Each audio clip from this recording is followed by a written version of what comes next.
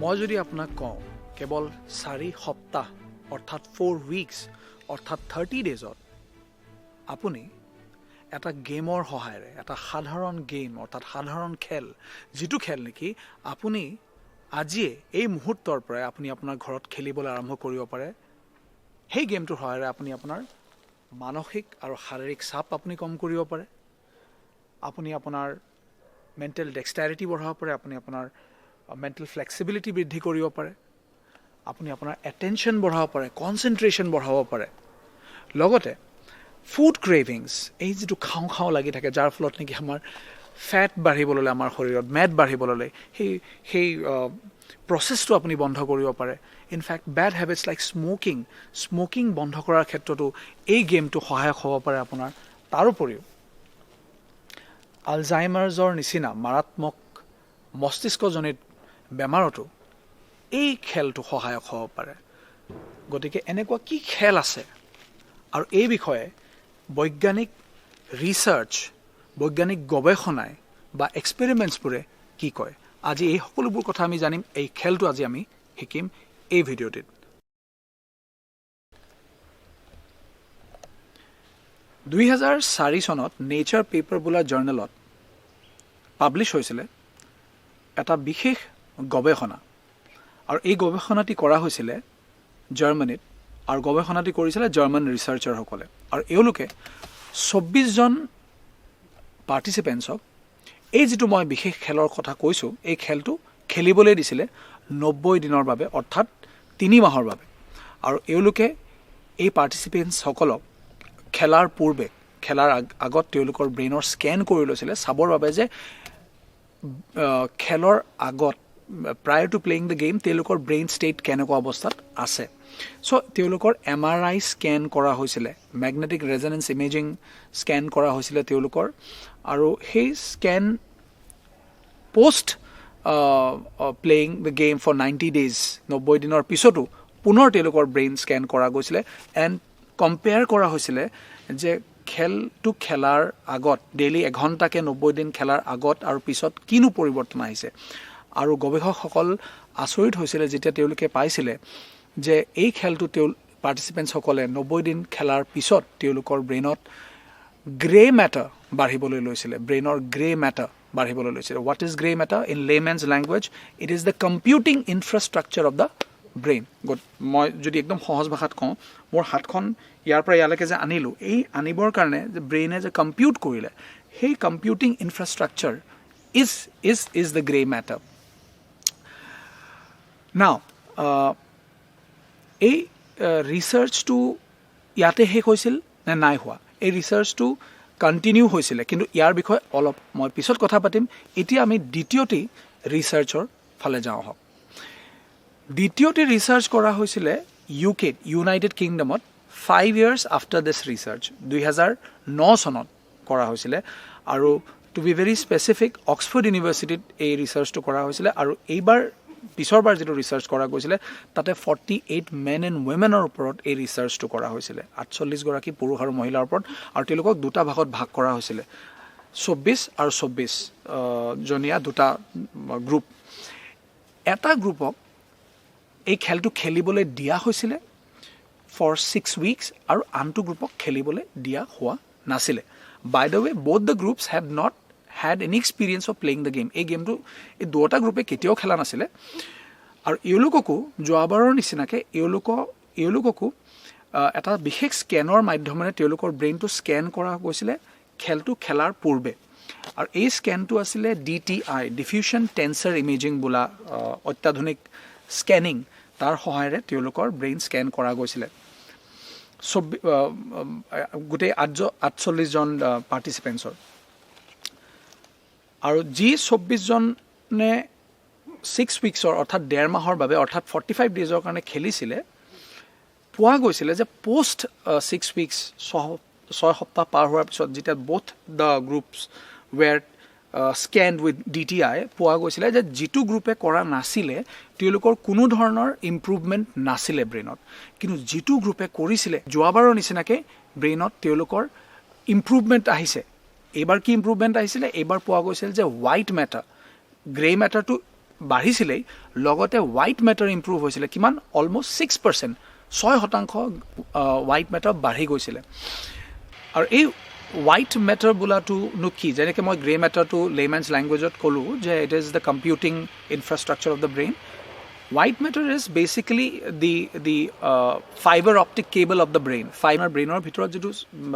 intra communication choli ase, internal communication choli ase, it runs that show, it runs that communication. Kiman proficiently hobo, kiman speedot hobo, kiman accurately hobo. Etia jeneke moi koisilo je gray matter determines je mor hatkhon jodi moi alake anibo lage hei jitu computing brain e korise, that was done by the gray matter. Aru kiman speedot aru kiman proficiently korise, that is done by the white matter. So এই যেটো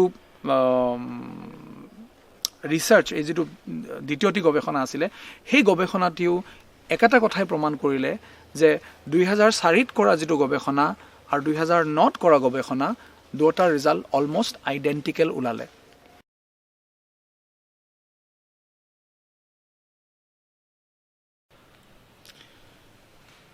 এই খেলটো সকলোৰে বাবে হয় নে কিছু specific লোকৰ বাবে হয়, বা ইয়াৰ কিবা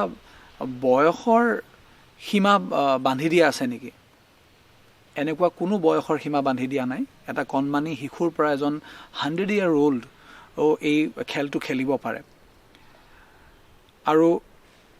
ইনফেক্ট ৰিচাৰ্চৰ পৰা এই বস্তুটো দেখা গৈছিলে যে যিসকল 60 years প্লাছ আছিলে, যিসকলে পাৰ্টিচিপেট কৰিছিলে এই ৰিচাৰ্চত, যে এই খেলটোৱে কিদৰে তেওঁলোকক প্ৰভাৱিত কৰে, পোৱা গৈছিল যে তেওঁলোকৰ ইম্প্ৰুভমেণ্ট হৈছিলে যিসকলে এই প্ৰেক্টিছ কৰিছিলে। বিশেষকৈ তেওঁলোকৰ হিপোকেম্পাছ যিটো লিম্বিক ছিষ্টেমত থাকে, মেমৰি চেণ্টাৰ, সেইটো পজিটিভলি এফেক্টেড হৈছিলে। আৰু ৰিৱাৰ্ড চেণ্টাৰ যিটো আমাৰ নিউক্লিয়াছ একুইপমেণ্ট, সেইটো এফেক্টেড হৈছিলে। গতিকে এওঁলোকৰ যিটো লেভেল অফ মটিভেশ্যন এই প্ৰেক্টিছটো কৰাৰ ফলত বাঢ়িছিলে। অৰ্থাৎ ই কি প্ৰমাণ আমাক দিয়ে? এইটোৱে প্ৰমাণ দিয়ে যে আপুনি যিকোনো এজন ব্যক্তি হ'ব পাৰে যোনে এই খেলটোৰ সহায়েৰে আপুনি আপোনাৰ মস্তিষ্কৰ শক্তিক বৃদ্ধি কৰিব পাৰে।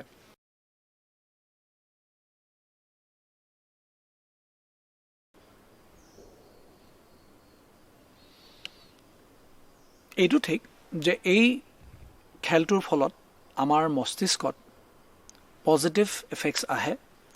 ইয়াৰ ফলত আমাৰ grey matter and white matter বাঢ়িবলৈ লয়। ইয়াৰ ফলত আমাৰ ব্ৰেইনত BDNF বাঢ়িবলৈ লয়। ইয়াৰ ফলত আমাৰ ব্ৰেইনে ইয়াৰ যিটো ফাংচনেলিটি আছে তাক বঢ়াই লয় বা বাঢ়িবলৈ আৰম্ভ কৰে। কিন্তু এটা প্ৰশ্ন নিশ্চয় আমাৰ মনলৈ আহে, সেই প্ৰশ্নটো হ'ল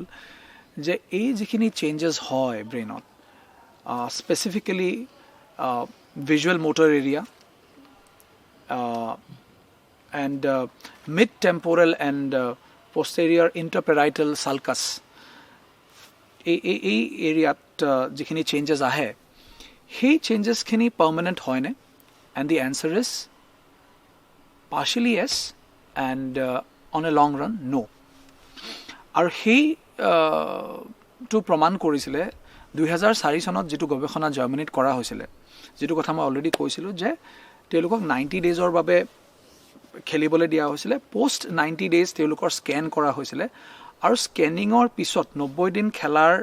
স্কেনিঙৰ পিছত পুনৰ 90 দিন তেওঁলোকক খেলিবলৈ দিয়া হোৱা নাছিলে। এইটো চাবৰ বাবে কি ইয়াৰ প্ৰভাৱ কিমান দূৰলৈকে থাকে বা নাথাকে। চ' তেওঁলোকে প্ৰথম প্ৰায় টু প্লেয়িং দ্য গেমটো খেলাৰ আগতো এবাৰ স্কেন কৰা হৈছিলে, 90 দিন খেলাৰ পিছত স্কেন কৰা গৈছিলে, ফিৰ 90 daysৰ এটা গেপ দিয়া গৈছিলে। গেপৰ পিছত পুনৰ যেতিয়া স্কেন কৰা হৈছিলে, স্কেন কৰাৰ ফলত পাইছিলে যে এই যিটো পজিটিভ এফেক্ট আছিলে সেইটো অলমষ্ট 50% ৰিডিউচ হৈ গৈছে। চ' পাৰ্চিয়েলি য়েছ থাকে, কিছু থাকে, 50% থাকিছিলে যদিও তেওঁলোকে 3 মাহ প্ৰেক্টিছ কৰা নাছিলে। কিন্তু আফটাৰ এনাডাৰ 90 days লাহে লাহে হ্ৰাস হ'বলৈ লৈছিলে। গতিকে যিটো আমাৰ প্ৰিন্সিপল যে use it or lose it, Darwinian principle যিটো use it or lose it, if you practise it will remain, if you don't practise it will go' away. গতিকে just like any other skill, the more you practice, the more the dexterity, the more your abilities will increase and the more your brain function will improve. Now, finally, the curtain raiser. যে এই যিটো গেমৰ কথা মই ইমান সময় আপোনাক ক'লোঁ যে এই গেমটোৱে আপোনাৰ এনে ধৰণৰ পজিটিভ ইফেক্ট আপোনাৰ জীৱনলৈ আনিব পাৰে সেই গেমটোনো কি আৰু অলৰেডি মই আপোনাক কৈছোঁ যে এই গেমটো ইনএক্সপেঞ্চিভ হয় এই ভিডিঅ'টো শেষ হোৱাৰ মুহূৰ্তৰ পৰাই আপুনি এই গেমটো খেলিবলৈ আৰম্ভ কৰিব পাৰে চ' সেই গেমটো কি হয় আৰু সেই গেমটো কি হয় মই আপোনালোকক এতিয়া খেলি দেখুৱাম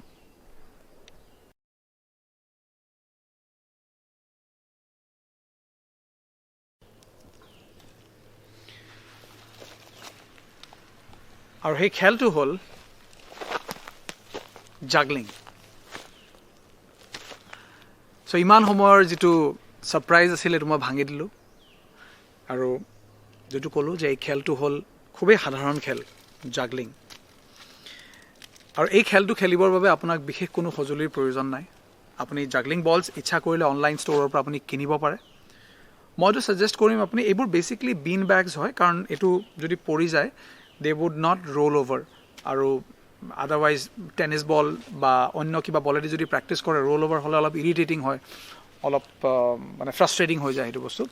মইতো ছাজেষ্ট কৰিম আপুনি ঘৰত যেনেকুৱা আমাৰ ডাষ্টাৰবোৰ আছিলে পুৰণা ভিতৰত তোলা ভৰাই দিয়া থাকে আপুনি তেনেকুৱাকৈ বনাই ল'ব পাৰে কাপোৰেদি বনাই ল'ব পাৰে আপুনি কাগজেদি বনাই ল'ব পাৰে ইউ কেন ইউজ ভেজিটেবলছ ইনফেক্ট আপুনি চক্স আপোনাৰ যে মোজা আছে মোজা দিও আপুনি এই বলছবোৰ বনাই লৈ আপুনি প্ৰেক্টিছ কৰিব পাৰে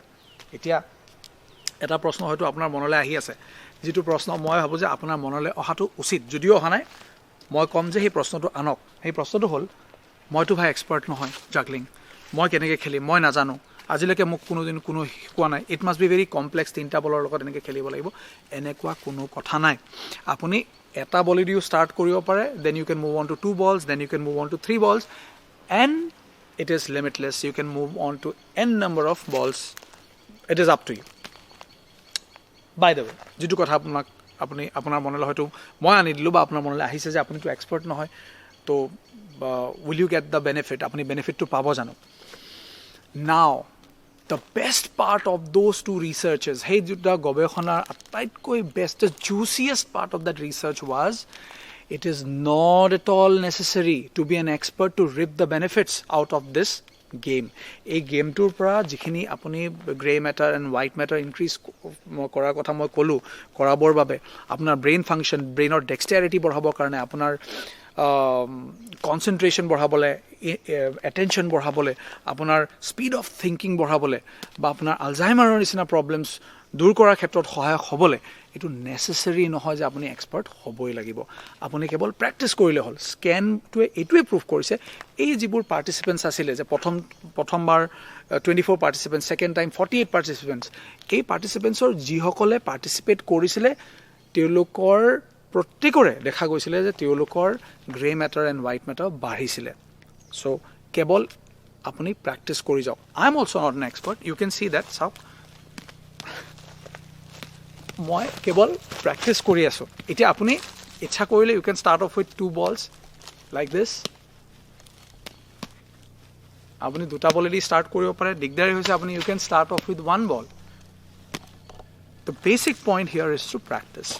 আপুনি কেৱল প্ৰেক্টিছ কৰি যাওক আৰু আপুনি দেখিব কেৱল 4 সপ্তাহ in 4 weeks you will see a measurable result in your brain's speed of processing information. Now, finally, মই আশা ৰাখিছোঁ যে আপুনি এই অনুশীলনটি প্ৰেক্টিছ কৰিব আৰু এই যিটো ইনফৰমেশ্যন আজি আপোনালোকৰ লগত মই শ্বেয়াৰ কৰিলোঁ সেইটো কেৱল নিজৰ লগত নাৰাখি আপোনাৰ ভাই বন্ধু আপোনাৰ লাভড ওৱানছৰ লগত আপুনি শ্বেয়াৰ কৰিব সকলোকে লগে ভাগে আপোনালোকে আগুৱাই লৈ যাব আজিৰ ভিডিঅ'টো চোৱাৰ বাবে বহুত বহুত ধন্যবাদ আশা ৰাখিছোঁ মোৰ আনবোৰ ভিডিঅ' আপোনালোকে এই ধৰণে চাই থাকিব থেংক ইউ